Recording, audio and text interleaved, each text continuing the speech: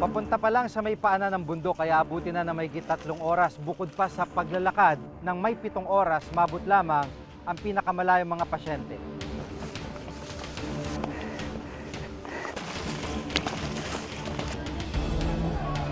Focus lang tayo sa Sitio Nabol kung saan nandoon yung mga pasyenteng nagkaroon ng liver cirrhosis at namatay na yung iba na nagpositive sa hepatitis B.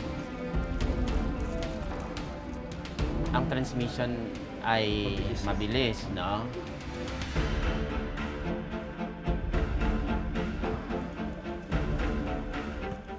Galing sa taas, pinasakay ko sa ng kabayo. Ginagawa ko pong lahat pero sinabihan ako ng doktor na wala talagang pag-asa kasi nasa stage 4 po naman. Pero wala akong magawa. Kung ano naman ang ibigay ng Panginoon, yan ang sundin natin. Sa bulubunduking barangay ng Kinam sa Sarangani, unti-unti raw dumarami ang mga residenteng nagtataglay ng sakit na hepatitis B. Paano matutulungan ang mga residenteng hanggang ngayon ay naghihintay ng lunas para sa kanilang karamdaman?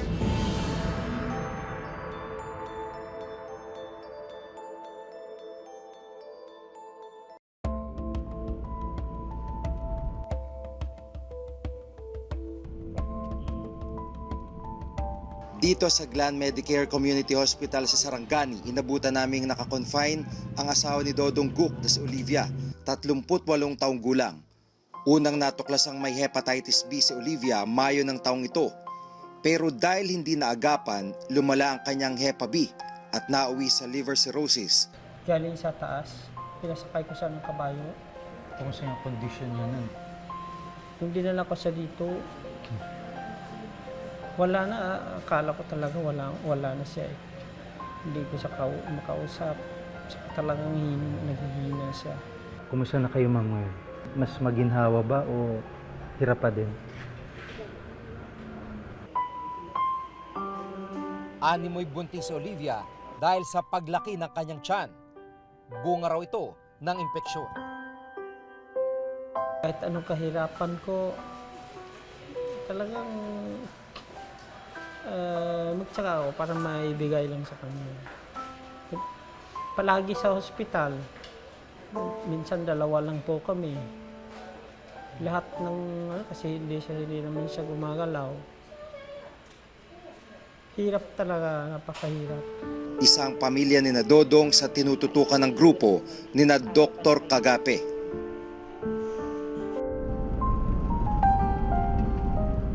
Sa General Santos City, nabutang ko naghahanda ang grupo ni Dr. Roel Kagape kasamang ilang nurse at mga volunteer.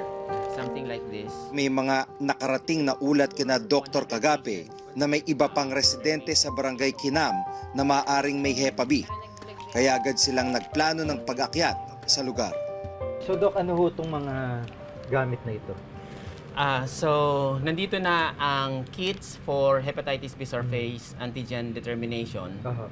Bubuksan lang natin itong pouch pero hindi ko bubuksan ngayon dahil masisira. Sayang naman. Tapos meron tayong syringe.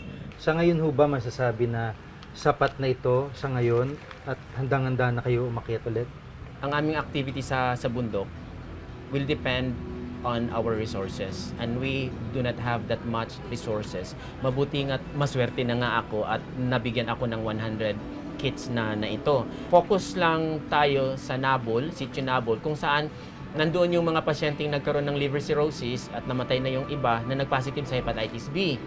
Sa halip na dalhin yung mga katutubo sa kabayanan dahil sa layo at hirap din ng kanilang pamumuhay, ay minabuti ng grupo ni Dr. Kagape na yung mga pangangailangan nila ang dalhin sa kanilang mga lugar. At katuwang itong Pong's Medical Laboratory ay magpo-provide sila ng test kit gaya ng mga karayom nito, mga lancet, ito mismong kit para ma-determine o malaman kung positive ba itong pinagsususpecha nila na mga kaso ng hepatitis B.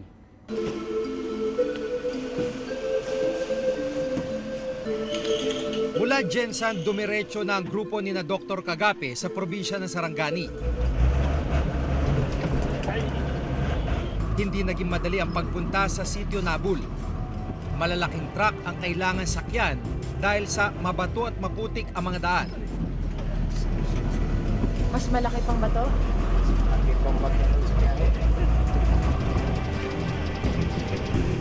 Ilang ilog rin ang kailangan tawirin.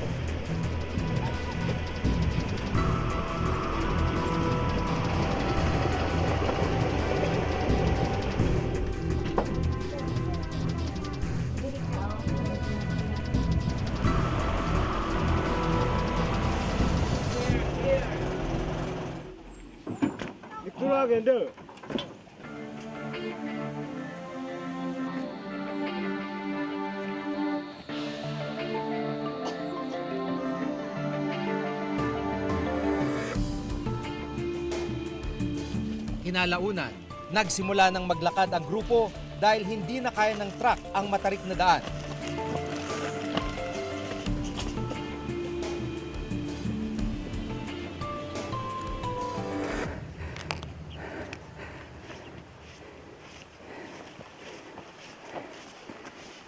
Dahil nagsisimula pa lang tayo, may 3 sitio pa before Sitio Nabol, and that will take us about 4 hours.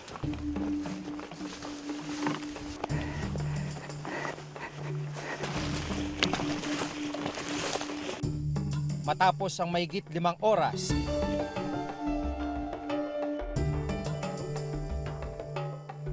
narating na ng aming grupo ang Sitio Nabul, lugar na makatutubong Blaan.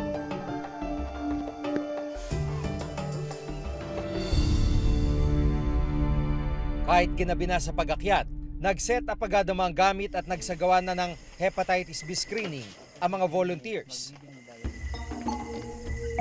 May ilang katutubong dumating nang malamang andito ng doktor.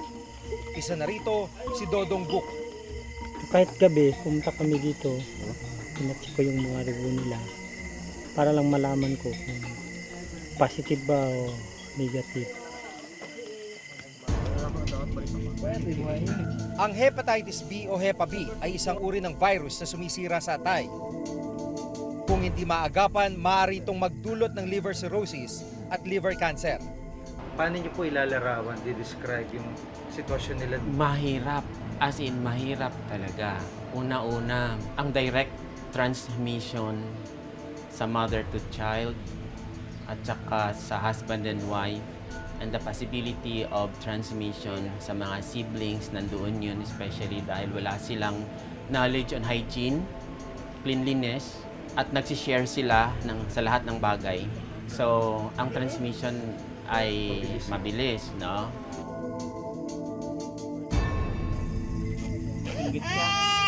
Hindi naging maganda ang resulta ng pagsusuri sa pamilya ni Dodong.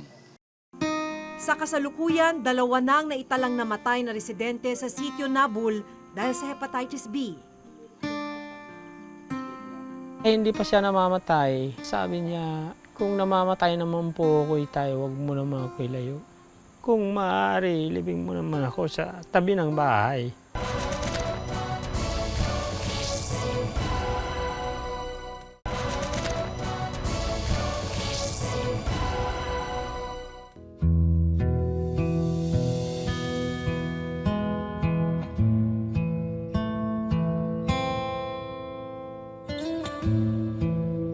Kahit ginabi na sa pag-akyat, nag-set up agad ang mga gamit at nagsagawa na ng hepatitis B screening ang mga volunteers.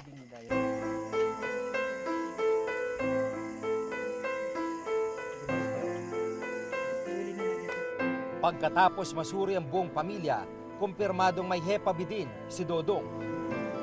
Pati ang kanyang bunsong anak na si Desiree, ang kanyang nanay at isang pamangkin. Noong ibinuntis ang bata, may hepatitis B infection na ang mother. So, pagkapanganak, infected na rin yung bata. Hanggang ngayon, hindi pa rin matukoy ng grupo nila Dr. Kagape ang dahilan kung bakit naging laganap ang sakit na ito sa Sitio Nabul. Kinabukasan, hinikayat ni Dr. Kagape ang iba pa mga katutubo na magpasuri at sumailalim na rin sa screening. Nga gusto na po may balaan din sa inyong lugar ang sakit nga hepatitis B. Natingala kaayo ko, nganong nakaabot man na din sa bukid, nga kana nga sakit, common lang man na siya dito sa syudad.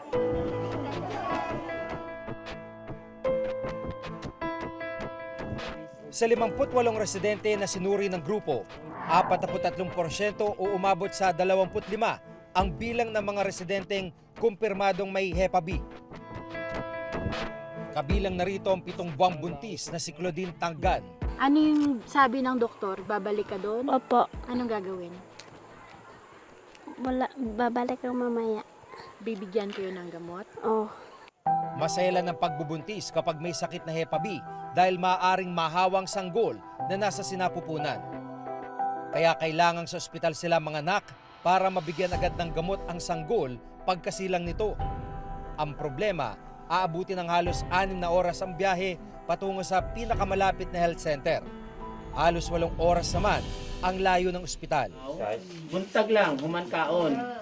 Hindi pa rin dumadaan sa prenatal check-up si Claudine o maging ang iba pang katutubo dahil sa layo ng mga pasilidad.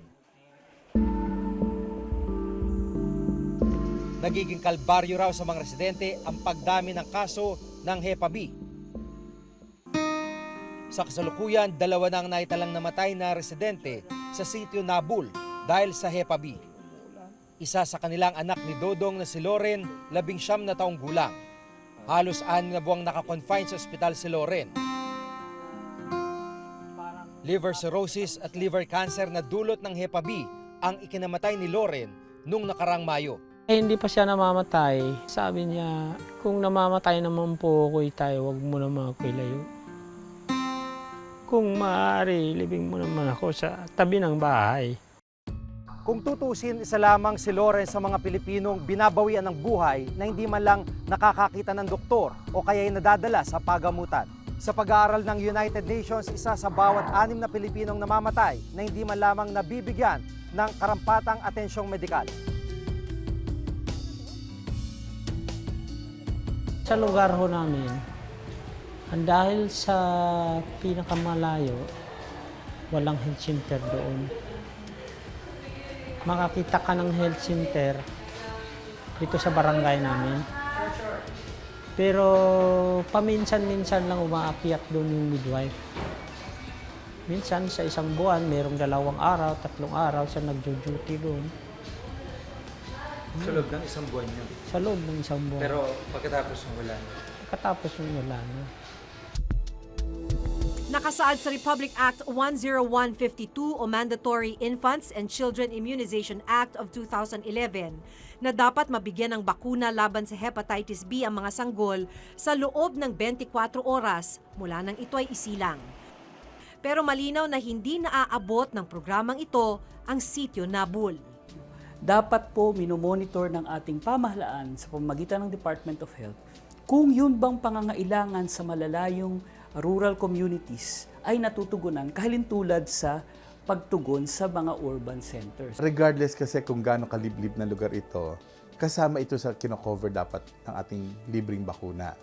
So wala dapat dahilan na masyadong malayo, masyadong liblib na lugar, maaaring naging dahilan para hindi ma-cover nung bakuna na binibigay natin sa mga bata. Pwede namin i-coordinate ito sa aming regional office para matignan nila kung talagang hepatitis B ba ito or baka ibang uri din ng hepatitis ito na dapat pagtuunan ng pansin nila para hindi maging problema o sagabal ito sa pagprogreso ng mga pamilya doon. Kabilang ang Pilipinas sa 10 bansa sa mundo kung saan malaki ang bilang ng mga batang may hepatitis B. Mahirap talagang mga tao dyan ay makatamasa ng serbisyong medikal. Maraming lugar sa Pilipinas hindi naaabot ng bakuna. At naabot man ang bakuna, halimbawa sa mga pamayan ng mga komunidad ng katutubo, hindi mahusay na inaipapaliwanag sa kanila ang papel ng bakuna, kaya't marami pa rin ang hindi nababakunahan. Iba pang usapin yung hepatitis B dahil hindi yan gaanong laganap o kilalang sakit dito sa bansa natin.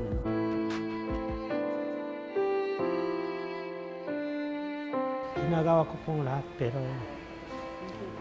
sinabihan na unang doktor na wala talagang pag-asa kasi nasa stage 4 po naman. Pero wala akong magawa. Kung ano naman ang ibigay ng Panginoon, yan ang sundin natin kasi wala tayong magawa.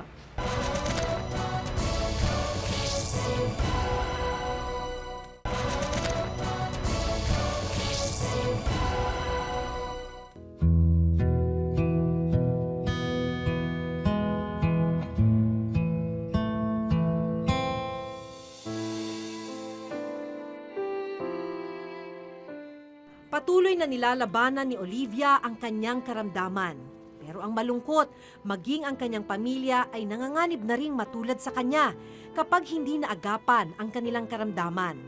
Dahil sa nararamdamang kahirapan, wala silang ibang maasahan ngayon. Kailangan nila ng lunas at lingap sa lalong madaling panahon. Ginagawa ko pong lahat pero sinabihan ako ng doktor na wala talagang pag-asa kasi nasa stage 4 po naman. Kasi ang nasa isip ko talaga, kahit namatayan ako ng anak, huwag sana ng asawa kasi wala akong kasama mag-alaga pa sa mga ibang anak ko. Pero wala akong magawa. Kung ano naman ang ibigay ng Panginoon, yan ang sundin natin kasi wala tayong magawa. Kaya nga, tatanggapin ko na lang kung ano naman ang mangyari. Itong mas pinalawak na pagsisiyasat sa mga isyu ng bayan. Ako si Jig Manikan. Hanggang sa susunod na Huwebes ng pagbabantay sa mga isyu ng pamahalaan at lipunan. Ako po si Maki Pulido at ito ang nakatala sa aming Reporter's Notebook.